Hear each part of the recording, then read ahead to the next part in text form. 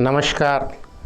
स्वतंत्र भारत के 74वें वर्षगांठ पर आप सभी को बधाई प्रेषित करता हूं, शुभकामना देता हूं।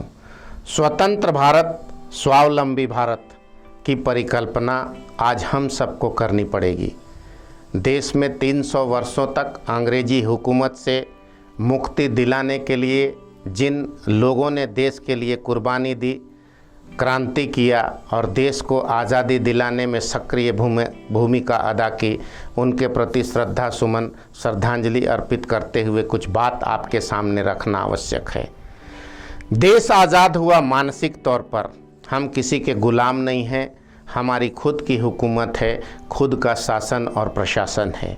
देश का एक संविधान है, संविधान के दायरे में हम सबको चलना है और हम सब चलते भी हैं। पर हकीकत में ये देखा जाए कि मानसिक स्तर पर और स्वावलंबन के क्षेत्र में क्या हम सभी स्वावलंबी हैं? आज पूरी दुनिया एक समस्या से जूझ रही है, कोरोना महामारी की समस्या से। ऐसे परिस्थिति में पूरे देश के उद्योग जगत, पूरे विश्व के अर्थव्यवस्था चरमराई है। भारत भी अछूता नहीं है। भारत के ज़्यादातर नौजवान मानसिक अवसाद से, बेरोजगारी से, महामारी की वजह से जूझ रहे हैं। लोगों के मन में तरह तरह की भ्रांति आ रही है। नौकरी छूट गई है, नई नौकरियां निकलना अभी संभव नहीं दिखता। ऐसे परिस्थिति में हताश और निराश होने की आवश्यकता नहीं है। हालांकि लोग हताश और निराश होकर कई ऐसे कदम उठा लेते हैं जो इंसान के लिए बहुत ही दर्दनाक और असहनीय होता है। मैं कुछ संदेश आपको सिर्फ इसलिए देना चाहता हूं कि आज़ादी के दिन, आज आज़ादी के जश्न मनाने के साथ साथ हम कुछ संकल्प लें, क्योंकि आप सभी जानते हैं धैर्यवान व्यक्ति दृढ़ संकल्प लेता है, कठोर तपस्या और साधना करता है और सफलता की राह अपनाता है। प्रत्येक व्यक्ति को आत्ममंथन करना होगा। हमें किसी के ऊपर आश्रित रहने की आवश्यकता नहीं है।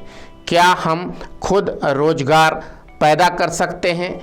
प्रधानमंत्री श्री नरेंद्र मोदी जी के आत्मनिर्भर भारत की परिकल्पना पर आधारित कुछ बातें आपको रखना चाहता हूं। आपको ये समझना होगा कि आपकी योग्यता क्या है। आपकी योग्यता के साथ साथ आपकी मानसिक सोच क्या है। अगर आप किसी व्यवसाय या उद्यम को सोचते हैं तो क्या उसकी तैयारी आपने कर रखी है? और यदि उसकी तैयारी है तो आपको उसमें आगे बढ़ने के पहले अनुसंधान कर लेना होगा कि आखिर हम कितने हद तक इसमें सफल हो सकते हैं। कभी कभी सोच, तैयारी और उस पर आपकी योग्यता, तीनों में अंतर होता है। सबसे पहले आप जो सोचते हैं उसके काबिल आप हैं कि नहीं, ये पहली बात। और दूसरी बात, यदि आप उसके काबिल योग्यता रखते हैं, उस व्यवसाय या उस उद्यम के काबिल, तो उसकी क्षमता आर्थिक स्तर पर आपके पास है कि नहीं। आप जिस स्थान पर रहते हैं उस स्थान पर आत्मनिर्भर बनने के लिए जो व्यवसाय आप करना चाहते हैं, क्या वह व्यवसाय उस स्थान पर फलीभूत होगा कि नहीं। कई चीज़ों को आपको सोचने की आवश्यकता है। लेकिन जो कुछ भी आप सोचते हैं उसको सोचने के पहले दो बातों का ख्याल रखना आवश्यक है। नकारात्मक सोच की दिशा में आप बढ़ रहे हैं या सकारात्मक सोच। आप यदि नकारात्मकता की तरफ बढ़ रहे हैं तो आप ठहर जाइए, आप रुकिए, आप निराश न हो। प्रत्येक व्यक्ति के सामने जीवन में परिस्थिति कुछ चुनौती पैदा करती है और उस चुनौती के अनुसार आदमी को जूझना होता है।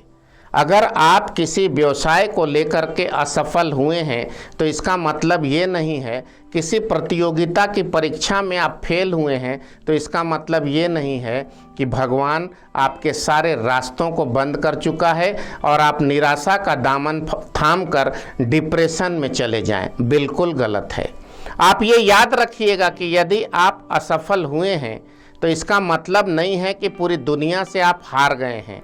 किसी बहुत बड़े कवि हरिवंश राय बच्चन ने लिखा है, असफलता एक चुनौती है, इसे स्वीकार करो, क्या कमी रह गई है देखो और सुधार करो। तब तक चैन से न बैठो, नींद चैन को त्यागो तुम, संघर्षों का मैदान छोड़ मत भागो तुम, बिना कुछ किए ही जय जयकार नहीं होती, कोशिश करने वालों की कभी हार नहीं होती। एक बार में यदि आप सफल नहीं होते हैं, आपकी इच्छा से यदि आप सफल नहीं होते हैं, तो आप समझ लीजिए कि परमात्मा आपकी परीक्षा ले रहा है और आपको कोई बड़ी सफलता देने वाला है, इसीलिए छोटी सफलता आपको नहीं मिली। आप बिल्कुल निराश ना हो। यदि आप निराश होंगे तो प्रयास में बाधा उत्पन्न होगी, और प्रयास में बाधा उत्पन्न होगी तो सफलता दूर जाता चला जाएगा। निराशा को कभी अपने जीवन में हावी न होने दे। आत्मनिर्भरता आपके ऊपर निर्भर करती है कि आप कितने सकारात्मक सोच के व्यक्ति हैं। जो व्यक्ति सकारात्मक सोच का होता है, प्रसन्न मुद्रा में जीवन व्यतीत करता है, वो सार्थक सफल दिशा में आगे बढ़ता है। जो व्यक्ति नकारात्मक सोच का होता है, वो परंपरागत पुश्तैनी धरोहर को भी खो देता है और असफल होता है। आज सकारात्मक सोच के साथ आत्मनिर्भरता की ओर आगे बढ़ने का संकल्प हम सभी को लेना होगा। देश के वैसे असंख्य नौजवान और नवयुवतियां जो डिप्रेशन में हैं, जो निराशा में हैं, जिनको ये लगता है कि हम कुछ नहीं कर पाएंगे, अपने सोच को बदल दीजिए, आप ही कुछ कर पाएंगे। आज देश के प्रधानमंत्री लाल किले से झंडोत्तोलन कर रहे थे। आप जरा उस व्यक्तित्व के चेहरे की ओर देखिए जो गुजरात के एक रेलवे स्टेशन पर कभी चाय बेचा करते थे। एक चाय बेचने वाला व्यक्तित्व नरेंद्र मोदी भारत देश का प्रधानमंत्री बनकर पूरी दुनिया को मार्गदर्शन देता है। इससे बड़ा उदाहरण आपके सामने और कुछ नहीं हो सकता। स्वतंत्रता दिवस के दिन प्रसन्न जीवन का संकल्प लें, अपने सोच को बदलें, अपने दृष्टि को बदलें, दृष्टिकोण बदल जाएगा, सार्थक दिशा में आगे बढ़ें।